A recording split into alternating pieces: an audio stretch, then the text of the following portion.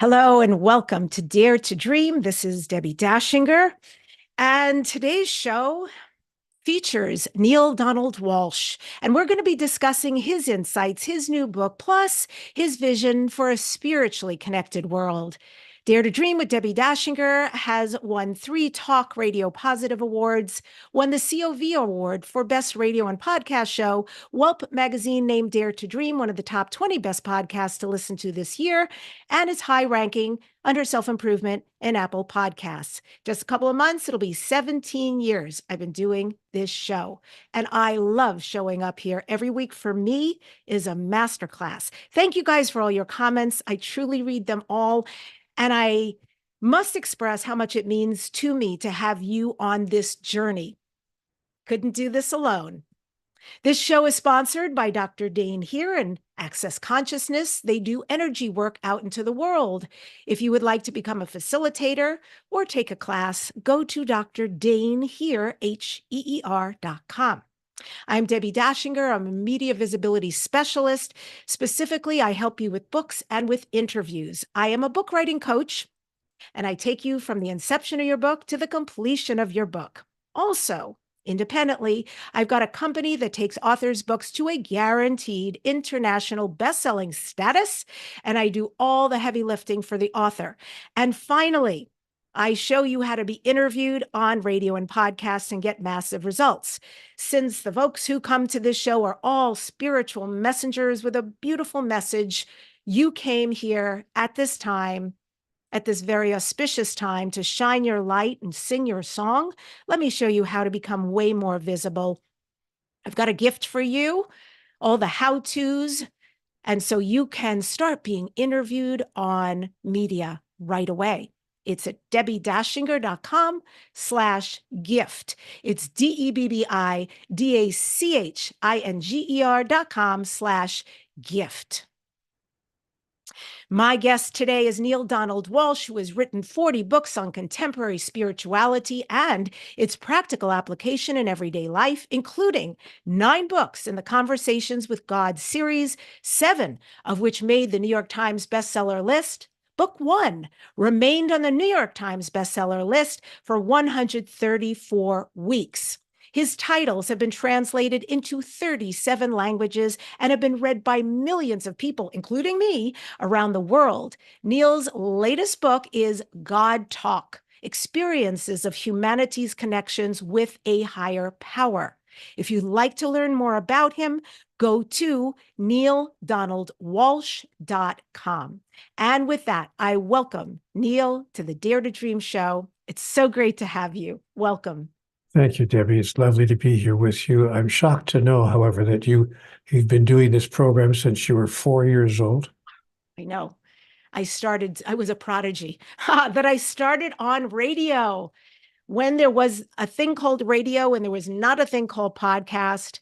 And then a couple of years into doing that, this strange word podcasting came along, and I thought, everybody's making fun of that, but I'm going to throw my hat in that ring too.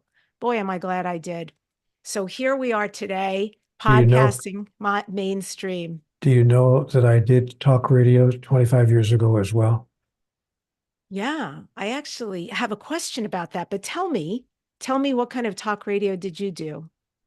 I had a nationally syndicated talk radio show on what was then known as the Talk Radio Network.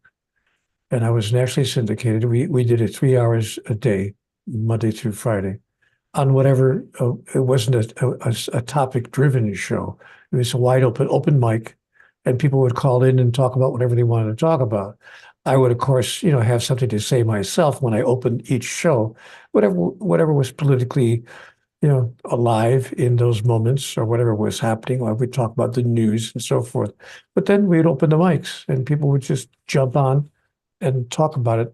Now, I started my career, in the working world, in broadcasting when I was 19 years old. So we're talking about many, many years ago, way before podcasts for sure. And I wound up doing radio broadcasting for 30 years. Well, your life is the epitome of a hero's journey, right? I teach book writing, And yours is it, where you start one place, you have catastrophes occur, you start making some headway, backslide, a little bit of headway, backslide. So for you, before you even wrote Conversations with God, Neale, you worked as a radio station manager, a newspaper managing editor, marketing, PR. And then in the early 1990s, you had a series of very difficult blows. You had a fire that destroyed your belongings. You had a breakup of your marriage, a car accident that left you with a broken neck. It's like a lot for any human. And then you were alone, you were unemployed, you lived in a tent, and you were collecting and recycling aluminum cans just to eat. So let's start there, since you brought up the radio and your beginnings. Tell me about the profundity of that time for you. Well, you know, what was interesting is that I have to admit that life has been very good to me in spite of the difficult moments that you've described. I've never had to do anything in my life that I didn't like to do. I love broadcasting. I love newspaper work. You know, I did an enormous amount of theater, and I wound up getting paid to do live dinner theater and earning money doing Like that. acting, singing? Yeah, acting and singing. Yes, I did a Really? show called I Do for 3 years on Course. stage.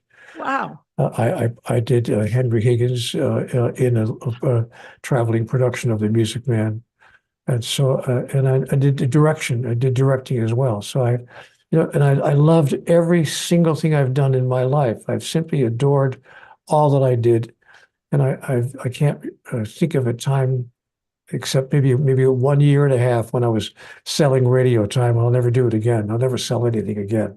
Mm. But for the rest of my life, from the beginning, I've just had a wonderful stream of events that people call a career, but I never thought of it as work. None of it was work. It was all joyful. You know, honestly, I have to tell you a story. When I first started in radio, I was 19 years old, and I was a disc jockey.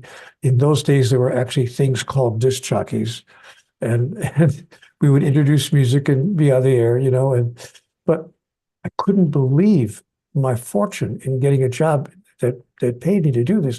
And the owner of the station, he would come out and give everybody their checks once a week on payday, you know, on Fridays, he'd give everybody their checks. He said to me one week, "Why do you always turn your back and put your hand behind your back to take your check from me?" And I said, "You know, Mr. Rivers, I can't look you in the face and take money for what I do. Mm. It's too much fun.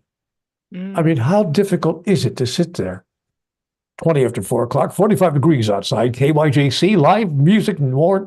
What? And you pay me to do this?" So he said, "Son, I like your attitude. You're going to go far." You must have gotten Employee of the Year after that. I'm sure Oh, he you know, and didn't I hear wasn't that trying to very butter him often. up. I was really being serious. I couldn't believe. And so all of my life, I have received wonderful, wonderful recompense Mm. for doing things that I love to do. And it's true, like all people, I ran into a series of challenges and difficulties and did wind up living on the sidewalk, on the street for a year of my life. Not for Wow. a couple of bad weeks or a tough month or two, but for a solid year because I had been hit by what I call the triple whammy. And you mentioned some of those things, the loss of my relationship, the loss of my job, the corporation I was working for that owned a series of radio stations needed to downsize. And I was let go, not because I wasn't doing a good job. My boss loved what I was doing on the air. He said, "But I was a recent hire, so I had no seniority. Last in, first out." When there was, you know, downsizing, so I lost my job. Now I'm out of a relationship and out of a job in the same 10-day period. And then I get hit by a car and had that accident you're talking about as I'm traveling to another job interview. Ugh. I'm sure I'm going to be hired because I've got all the qualifications, but I get slaughtered in this car accident. An older gentleman made a left turn in front of my car and smashed into the driver's side of the car. Mm. So, you know, my car was not, this was not what you'd call a fender bender, My car was totaled. And as you said, I broke my neck. And it wasn't a hairline fracture. I still remember the wording because it was so dramatic on the report. I had suffered a 3/4 inch avulsion fracture of the 7 cervical vertebrae posteriorly. That's a break in your neck large enough to put a pencil through. And when I awoke from the anesthesia, of course, they rushed me to the hospital. The doctor was hovering over my table and he said to me, "You realize that you're a miracle, don't you?" Wow. He said, 9 out of 10 people who come in here with a break in their neck like that do not survive if they don't die on the spot because of spinal cord complications. But somehow you managed to not break any of the nerve endings in the spinal cord. He said, not only that, those who do survive, the few who do survive such a terrible accident and injury, wind up paralyzed from the neck down. You have suffered neither consequence. He leaned over the table, he looked in my face, and he said, "So what are you going to do with the rest of your life?" Did he really say that? Yes. Oh my goodness. Because I'm sitting here listening to you and thinking, when something happens like that, and then out of all this, you have this kind of physical miracle, it seems to me that everything is colliding on purpose to stop you, to give you a pause in life. So you can, I mean, that's the bottom. It sounds like, from what I recall from your earlier books, you hit an even lower bottom at some point, and that's when you just started writing. There was nothing else you knew how to do but wake up in the middle of the night and just start saying to God, like, what is happening? What kind of life is this? Do you feel like all of those calamities occurred on purpose, that somehow your soul agreed to that? No. I don't think that we come here with a pre-made plan. I don't believe in predestination. Conversations with God told me there's no such thing as predestination, because if there was predestination, then free will would be a contradiction. Mm.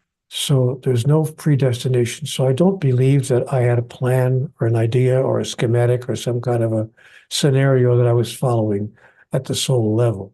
But I do think that I came here with an agenda.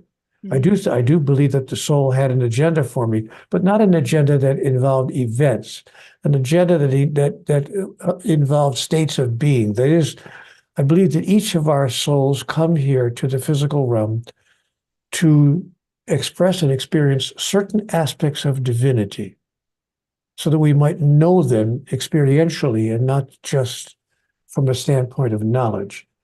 In the spiritual realm, in my understanding, we can know who we are, but we can't experience who we are because there's nothing else except that. All there is in heaven, in the spiritual realm, is pure love, joy, happiness, timelessness. It's always pure love here and now.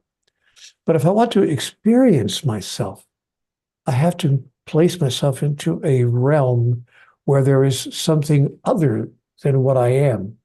Otherwise, I can't know what it's like to be what I am. And God gave me a very simple example. God said, let's just use a metaphor. Let's just pretend that you're the light. This is a metaphor, Neale. We're not getting into it, whether it's true or not. But let's say that you're the light.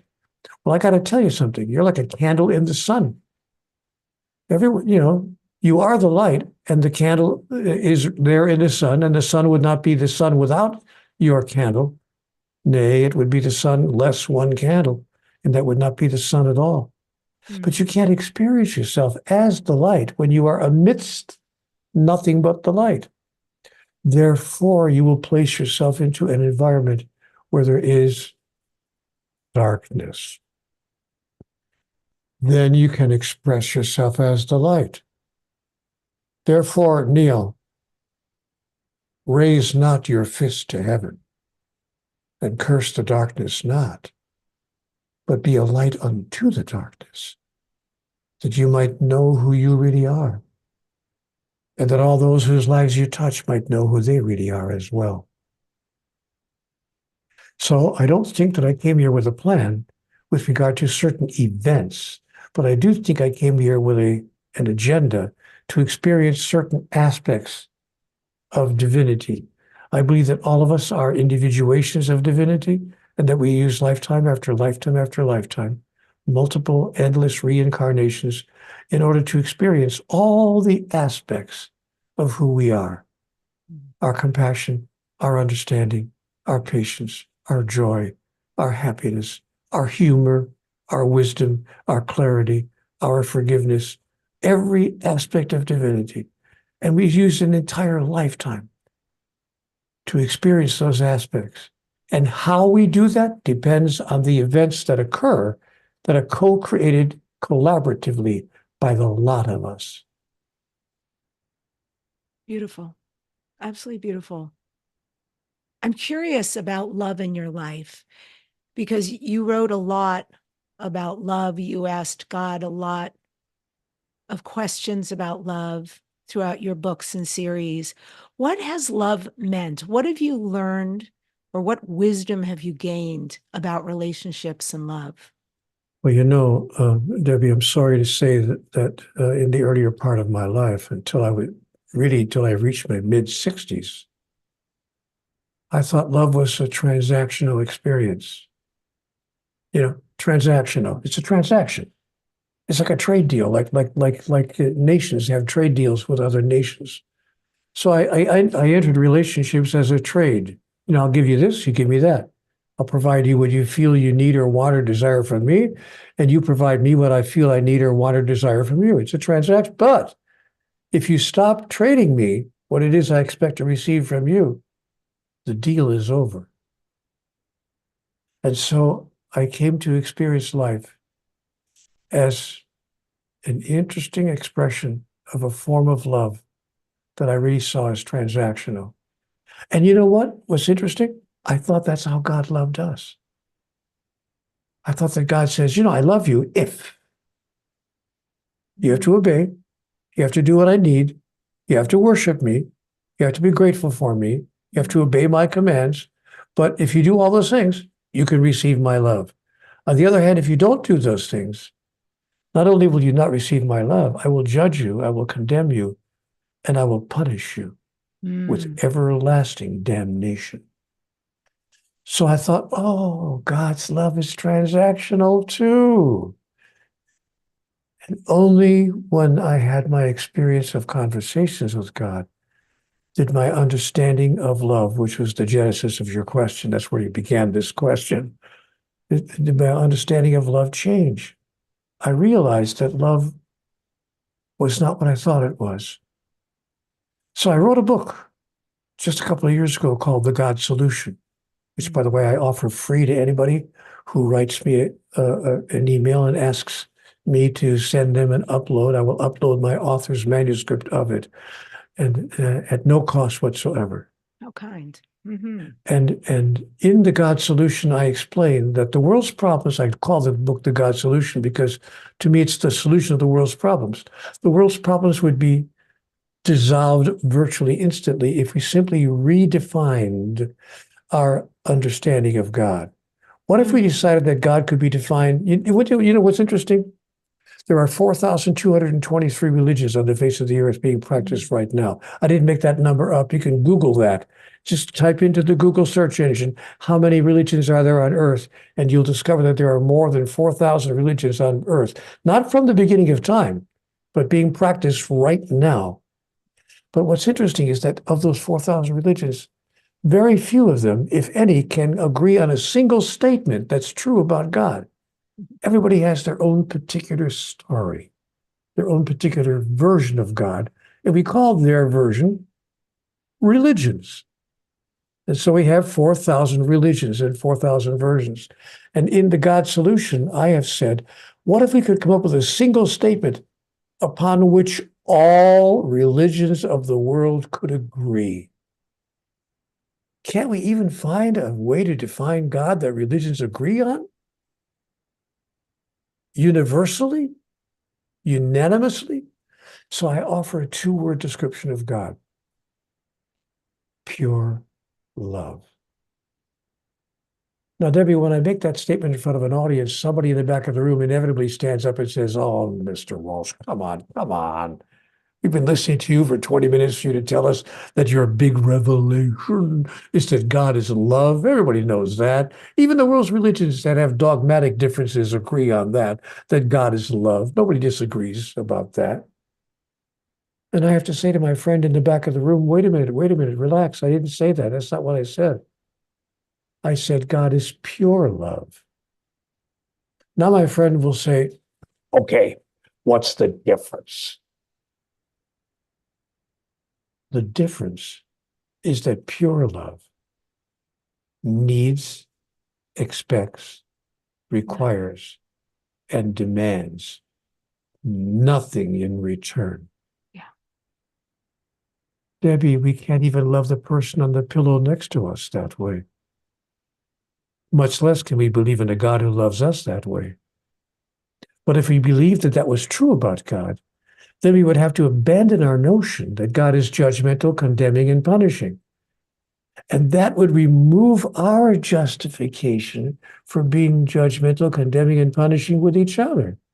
Because our religions teach us to act as the divine acts with us. And so, since we believe that God acts that way with us, hey, what's good enough for God is good enough for us. So we act with each other in the same way. That is, we judge each other, we condemn each other, and we punish each other when the other person does not do what we require, need, or demand. And we're seeing that scenario play out throughout human history and in far too many places in the world on this very day. You will either do what I demand, or I will judge, condemn, and punish you. I may even kill you. And you have been in this marriage that you're in now, and with everything you've learned, and it sounds like a major shift came, because if you speak of God as pure love and your understanding that what you used to do that was transactional actually wasn't love, how do you operate now? How is it different? And how Well, does of it course, work? it was love. You say actually it wasn't love. It was love, but it was love of myself. See, if I love you, or if I say that I love you because of what I think I can get from you in return, then I'm simply loving myself through you. But you're right, to use your exact words a minute ago, a big shift did occur. And in life, as we all know, shift happens. So we understand that total change of one's point of view about life, about self, about another, and yes, about God can occur. The shift for me in my present marriage is that I decided to need, require, expect, demand, even hope for nothing in particular in return for the love that I give. When I look at my wife now, we've been together 16 years. When I look at my wife now and I say, I love you, sweetheart. I love you with all my heart. She knows there are no strings attached. She knows that I love her when she's good, when she's not so good, when she's there, when she's not there, when she's showing up as I love her to show up, when she's not. She knows that I love her simply because of who she is, not what I can get from her. She That is knows so that because she's told me beautiful. that. Yeah. I think this is what everybody hungers for. Of course it is. Period. Of Just course my it is. being is enough.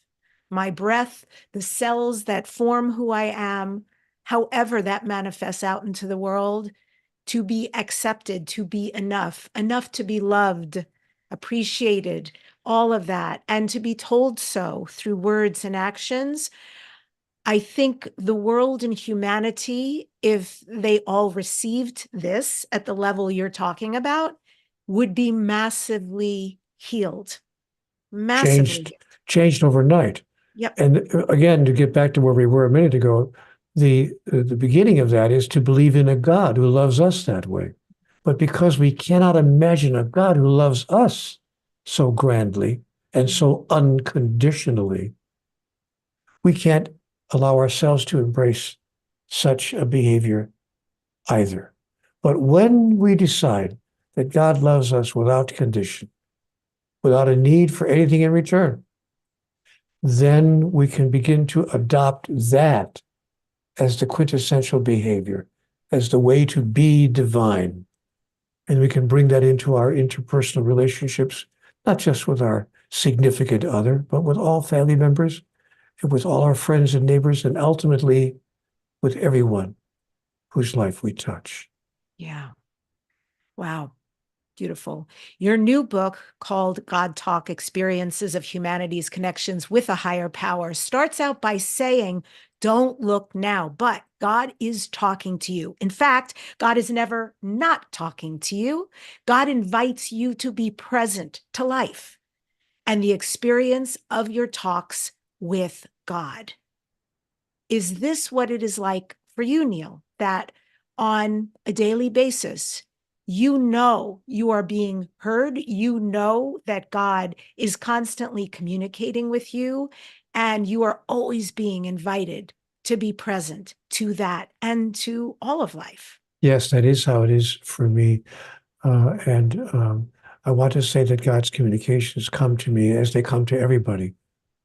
All of us are having conversations with God all the time. You know, when I asked God in my first conversation, why me? Why would you choose me to have this dialogue with? And God said to me, oh, sweetheart, sweetheart, don't go there. Don't get big-headed about it. It's not just you I'm talking to. I talk to everybody all the time. The question is not to whom does God talk? The question is, who listens? And so, to answer your question about my daily interaction with the divine, God's communications come to me in 100 different ways across 1,000 moments in all of my lifetimes. It could be words that I hear in my head. It could be the lyrics of the next song I hear on the radio. It could be the chance utterance of a couple that I happen to overhear talking in a coffee shop. It could be any one of 1,000 ways. A feeling that simply comes over me.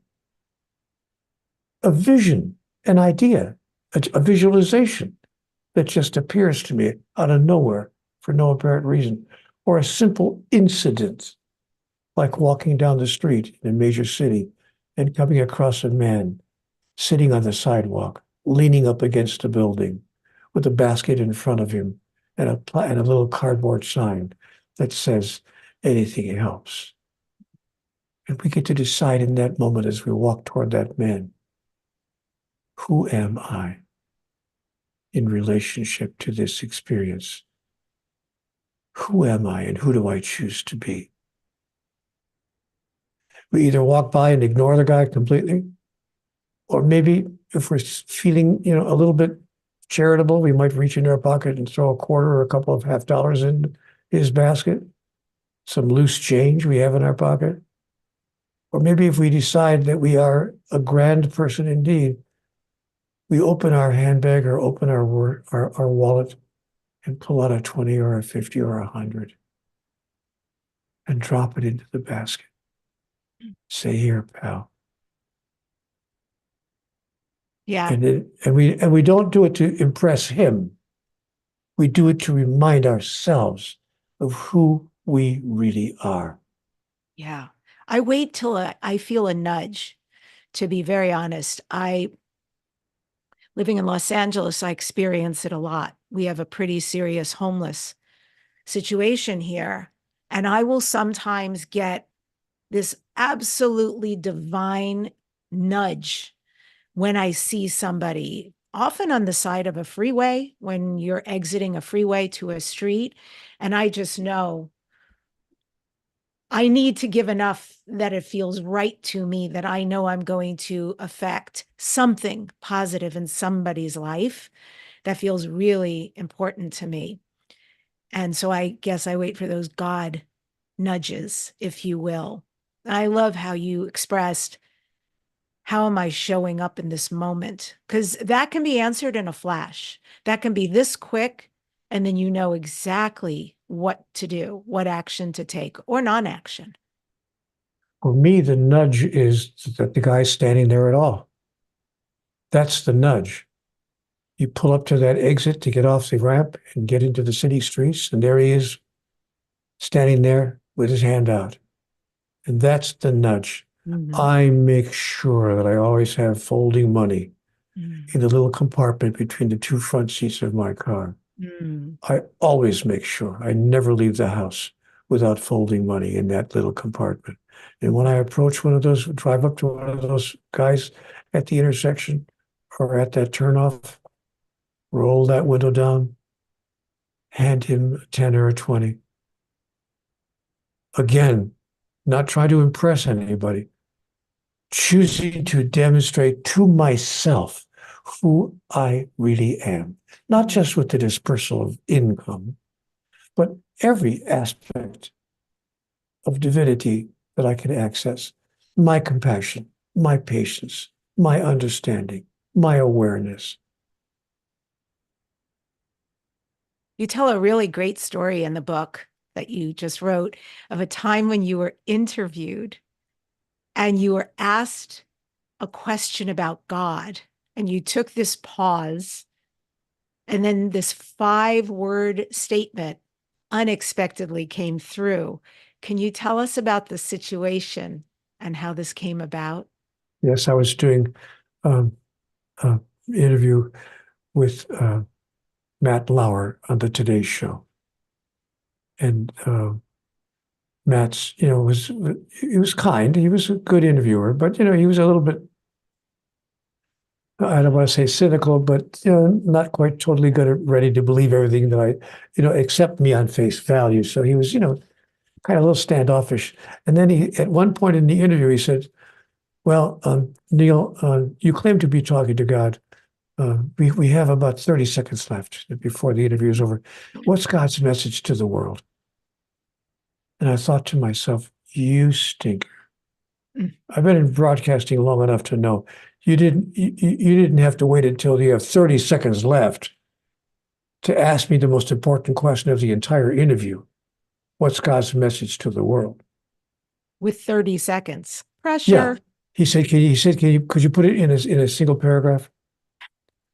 Yeah. And I thought, okay, what am I going to say to this guy? And then it came to me. I got it. I got the answer.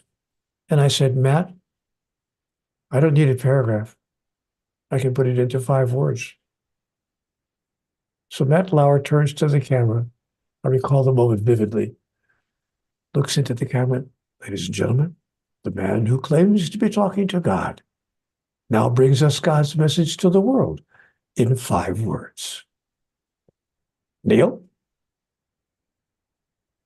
I thought, you son of a gun. You think you've set me up to fail?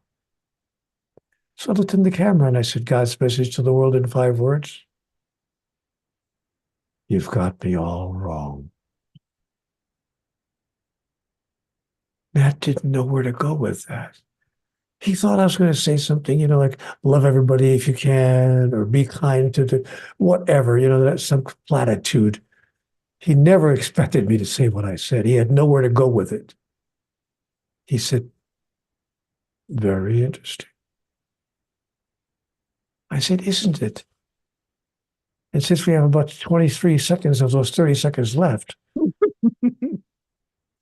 let me say that if I am wrong about that statement, then there's nothing further to discuss. The conversation is over.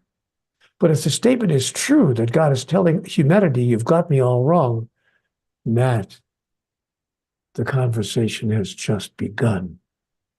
And you'd better leave people more than 30 seconds. That's when Matt Lauer realized, oh, okay. Wow, what a position. So, riffing off of that, since you have traveled the entire world doing what you do, what have you seen globally with humanity? What is the pattern?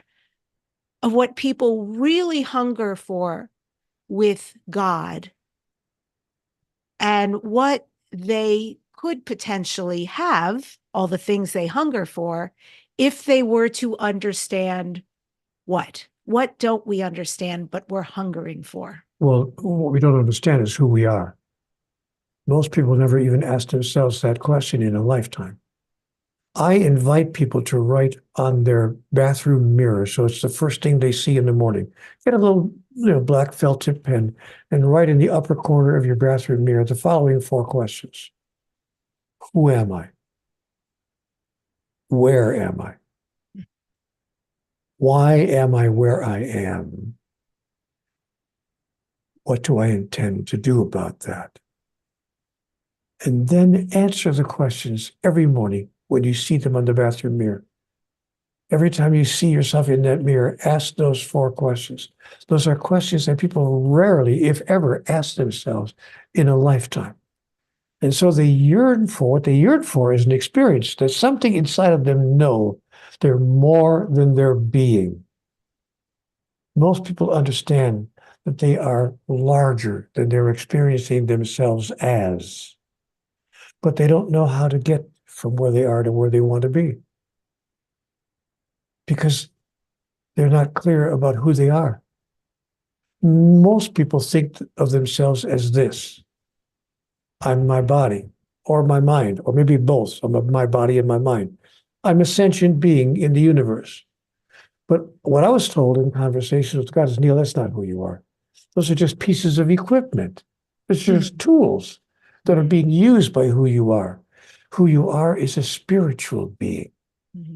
You are a spiritual entity using your body and your mind in order to express and to experience through the demonstration thereof your true identity. When we use life in that way, when we see that each moment of life brings us an opportunity to demonstrate our true identity, then we suddenly experience that for which we have been yearning from the beginning of our journey. Can you give an example? So if someone were to write those 4 questions on their bathroom mirror, they wake up and they look at that. Talk us through that. Give us an example of a response to each of those 4 questions. Question number 1, who am I? I'm a spiritual entity. I am not my body and I'm not my mind. These are just pieces of equipment, as I just said. So who am I? I'm a spiritual entity. Question number 2, where am I? I'm in the realm of the physical. There are 3 realms in the kingdom of God: the realm of the physical, the realm of the spiritual, and the realm of pure being, which is a combination of both. I am right now in the realm of the physical, which is the entire cosmos, the universe. And I'm in that place in the universe called Earth, and I'm in this particular location, whatever city I'm in, wherever I am. This is where I am right now. Question number 3, why am I where I am? Because it's the only place where there's a contextual field. The physical realm is the only place in which a contextual field exists that allows me to experience and to express who I really am, as I explained earlier. There is nothing in the spiritual realm except pure love, always here and now. But if I want to know myself as pure love, unless something other than pure love exists, I can't experience or express it. So I've created the spiritual experience inside of the physical realm. Why am I where I am? So that I can know who I really am, and so that I can demonstrate my true identity in the context of that which I am not. What do I intend to do about that? Question number 4. Watch me. How I move through this day and the moments of this day is my answer to that question.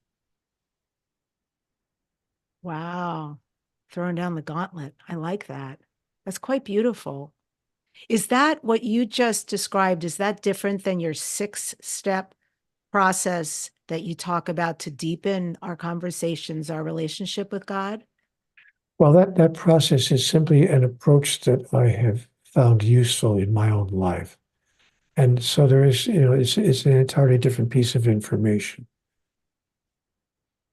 I use the process to give people a kind of a roadmap, how they can get from where they are to where they want to be in their interaction with the divine.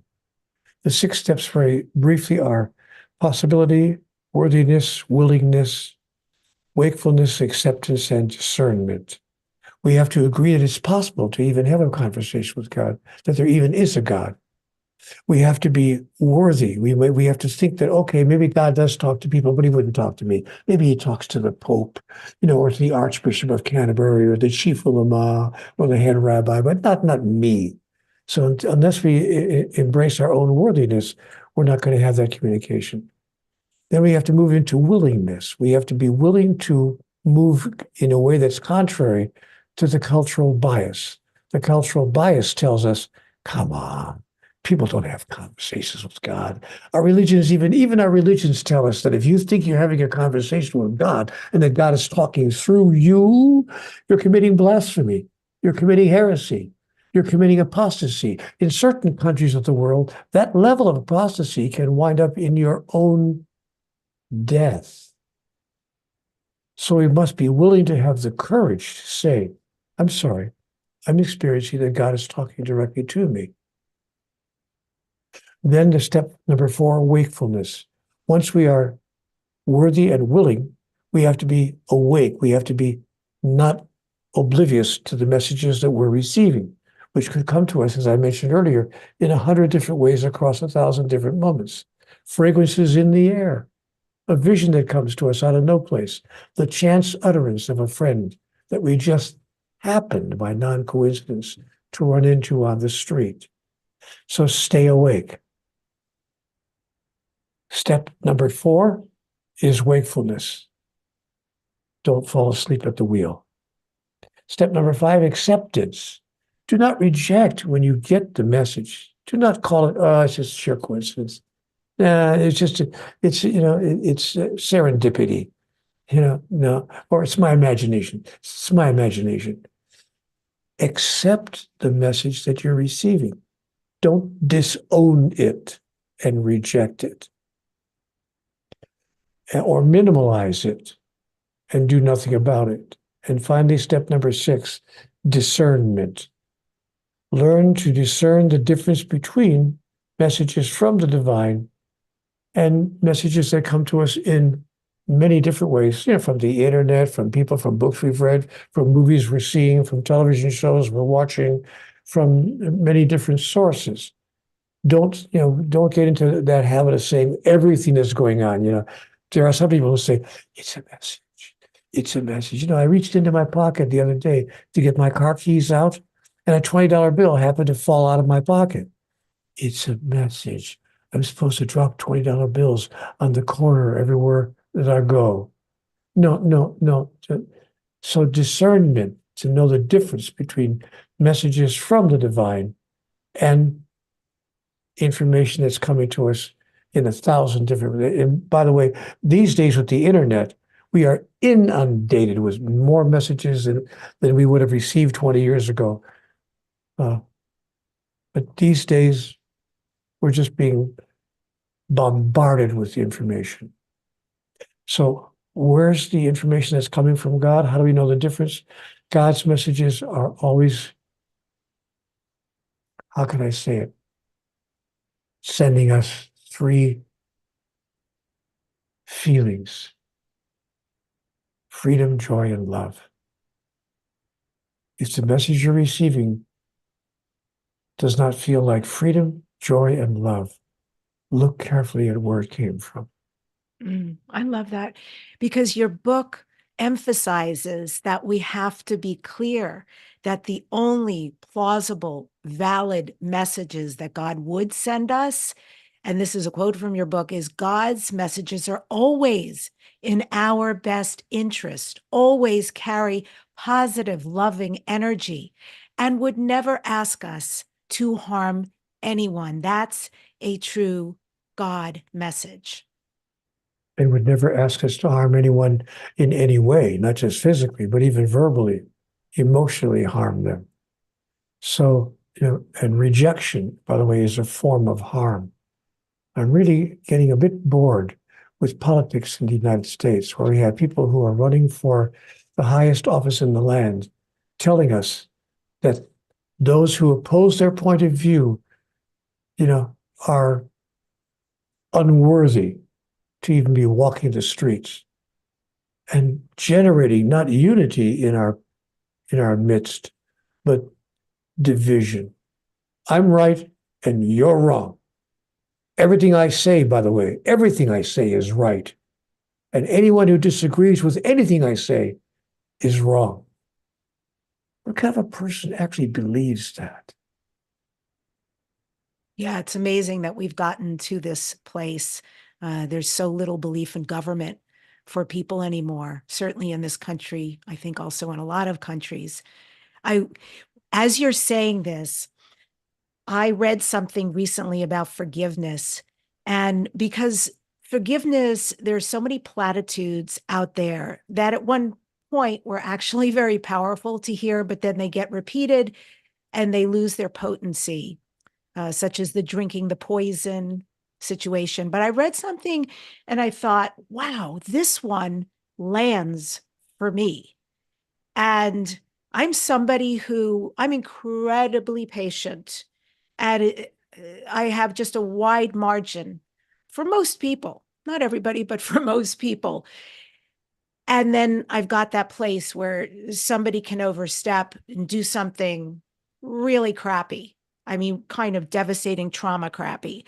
And it happens very rarely, but I know once that occurs, especially if there's no ownership of the situation, it becomes difficult for me. So that's something I've been looking at, right? Doing some healing around.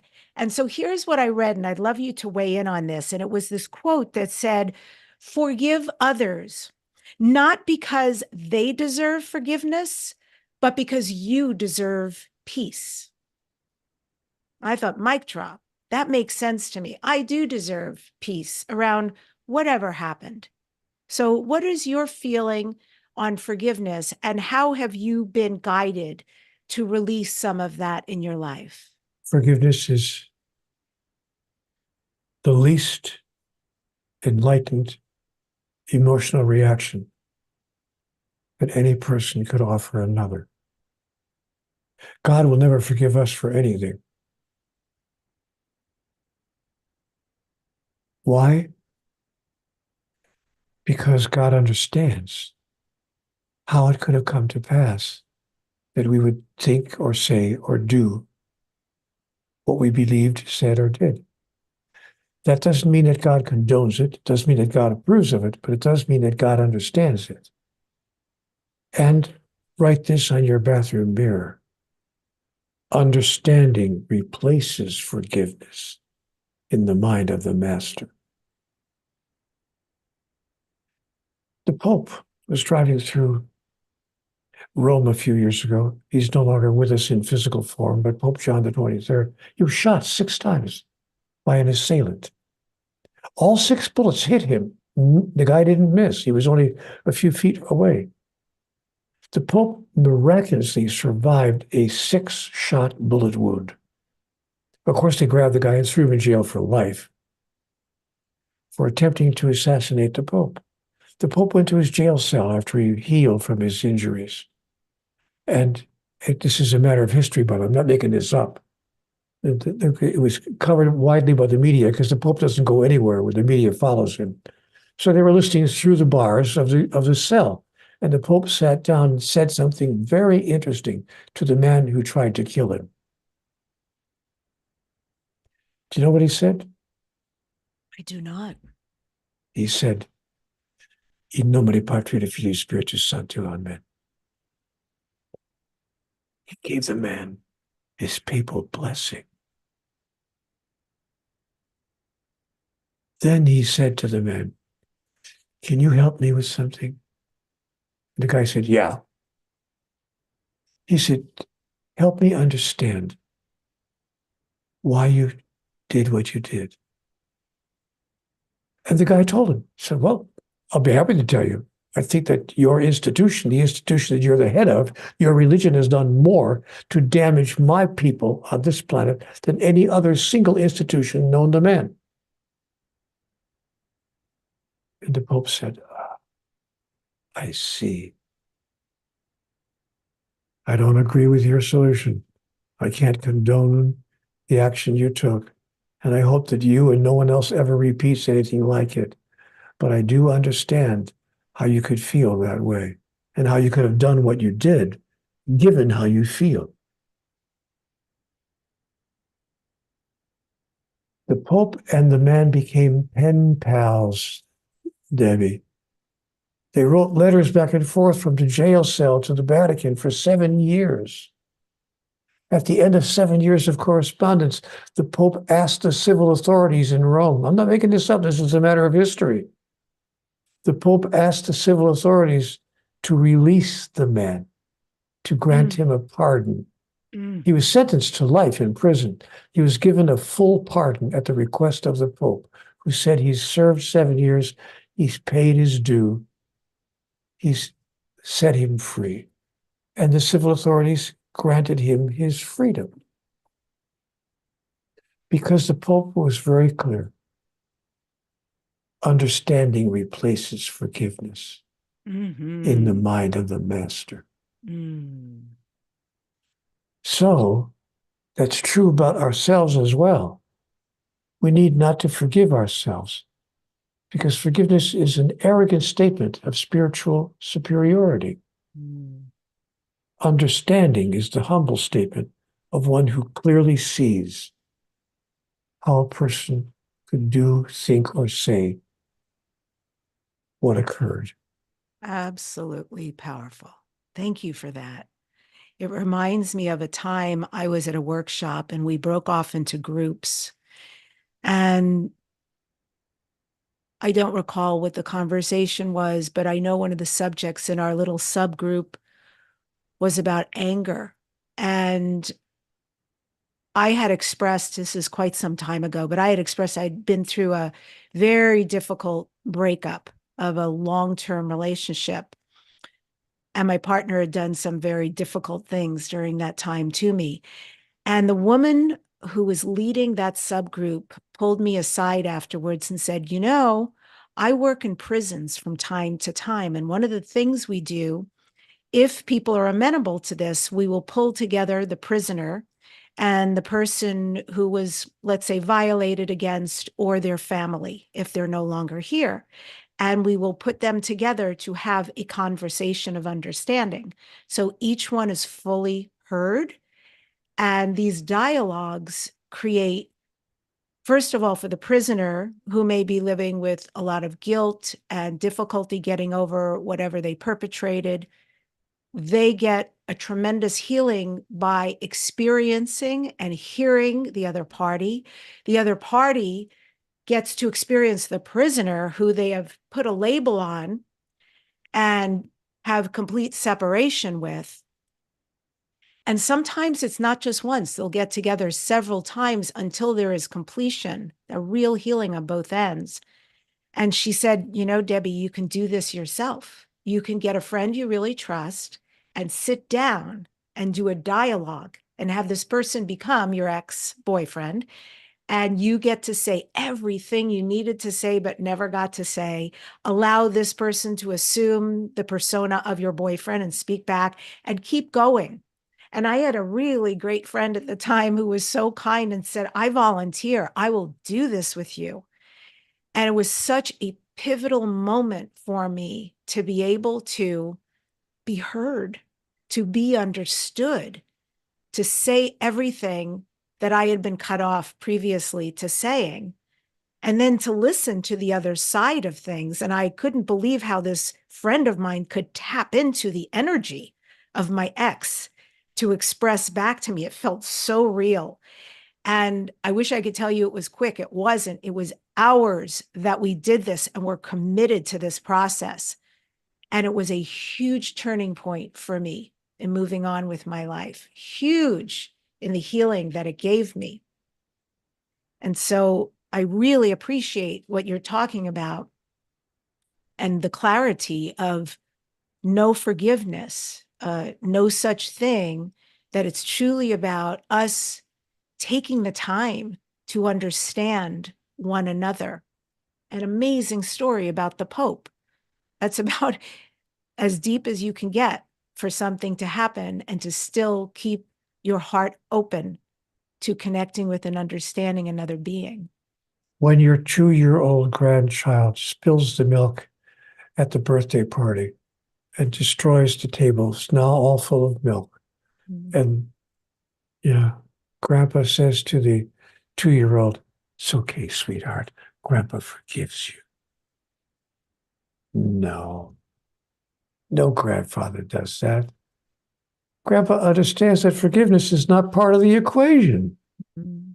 Not only does the grandfather not forgive the child, the grandfather actually comforts the child in the moment of her dismay, even as God comforts us in the moment of our dismay. When we find ourselves doing something, thinking something, or saying something that we know is not a true representation of who we really are. Not only does God not forgive us, God comforts us. And at the end of our life, God says, "Come home. Come home. Welcome home." I believe I need to hear this. And I thank you for everything you're sharing. Neale, can you tell me about your legacy and your future work, reflecting on how much impact your career has had? What legacy do you hope to leave behind? Well, it's not about me. It's about the messages. I don't have a legacy that I hope to leave behind, but it is my hope that the messages of conversations with God will live forever. And I'm told that they will. Mm. The books have been selling now for 30 years. They've sold, not bragging, just saying, multi-millions of copies, many millions of copies, not one or two, but 15 or 20 million copies in 37 languages globally. Amazing. Yeah. And that's not going to stop. When I'm long gone, in fact, probably after I die, at least for the first few years after I die, the books will become a hot item, because I'm no longer here. And so it'll be, I'm not looking for a personal legacy for me. And I tell everyone wherever I go, when I open a talk someplace, I say, "Hi, my name is Neale, and I'm not my book. Don't confuse the two." Mm. What do we So, need to know about that? How are you different than your book? And who is Neale? oh, how am I different from my book? Live with me for a week, and you'll find out. I don't operate or function at the level of clarity, wisdom, or mastery that the book articulates. Mm. But I'll give myself this much. Mm-hmm. Am I doing better now than I was 30 years ago? Yes, I will say that I'm doing better. I found a path. I finally understand what in the world I'm doing here and how I can make it work better than it did before. Mm. So I'm on my way, and I've got lifetime after lifetime after lifetime to reach my ultimate destination, which is the full expression of who I really am. Do you And still sing? May I ask? Do you still sing, Neale? sure I do. What kind of songs? What kind of music? Mostly show music, because I come from a rich theatrical background. So one of my favorite songs is the song I Do" from the musical play I Do. And I love to do, I've performed in public the song Trouble in River City. Either you're closing your eyes to a situation you do not wish to acknowledge, or you're not aware of the caliber of disaster indicated by the presence of a pool table in your community. Well, we got trouble, my friend. Right here, I say trouble right here in River City. Don't tempt me. I'll do the whole thing. Oh my God. I am such a Broadway nerd too. Well, we could go back and forth, especially old Broadway tunes because I came up in the world as an actress and a singer. That's what I did the majority of my life till I got into radio. And so, yes, that still holds a huge place in my heart. Thank you for even that snippet. You know that wonderful lyric line, sometimes in the evening when you do not see, I study the small things you do constantly. I memorize moments that I'm fondest of. My cup runneth over with love. Yeah. I've sung that song to my wife more than once. My cup runneth over. Yes. Thank you. What are you next, Dare to Dream, Neale? This is Dare to Dream. What are your future dreams and goals? I'll be leaving here soon. I'm 80 years old. I could be gone tomorrow. So my dream is that I could use whatever time I have left here in this particular physical body in a way that could more fully demonstrate my understanding of who I really am and my understanding of who you, that is, all other people, really are. That would be my goal. That would be my dream. Thank you so much for being on the show today and all you shared. I really appreciate you. I appreciate you as well. Those are very kind things to say to me. How nice of you to have invited me to share these moments with you. Thank you so much. Everybody, Neale Donald Walsch, you can get his new book. You can also follow up in the work he's doing right now, and he's still doing Zooms, which go out all over the world. Go to his website for more. That's nealdonaldwalsh.com. And I end today's show with this quote from one of Neale Donald Walsch's books. And here's the quote: God, I have said to all of humanity, unto you I will send my messengers, and among you they will walk. Not only one, but many. Not only in ancient times, but through all the ages, bringing you the knowing of the truth of your being. And they will say to you, listen, listen to this invitation. There is another way. There is another way to experience God. There is another way to live life. Your differences do not have to create divisions. Your contrasts do not have to produce conflicts. Thanks for joining us today. Subscribe to this #1 transformation conversation, Dare to Dream with Debbi Dachinger. Please leave a comment and share. If you're listening to us on podcast and want to see the animation, both of us, go to youtube.com/Debbi Dachinger, or on Spotify. You can also find the video. Next week on the show will be the amazing John P. Milton. He is a meditation and Qigong instructor, author, and environmentalist. And John P. Milton is the founder of Sacred Passage and The Way of Nature. John pioneered vision questing in contemporary Western culture in the 1940s. Thank you for joining us today on the show.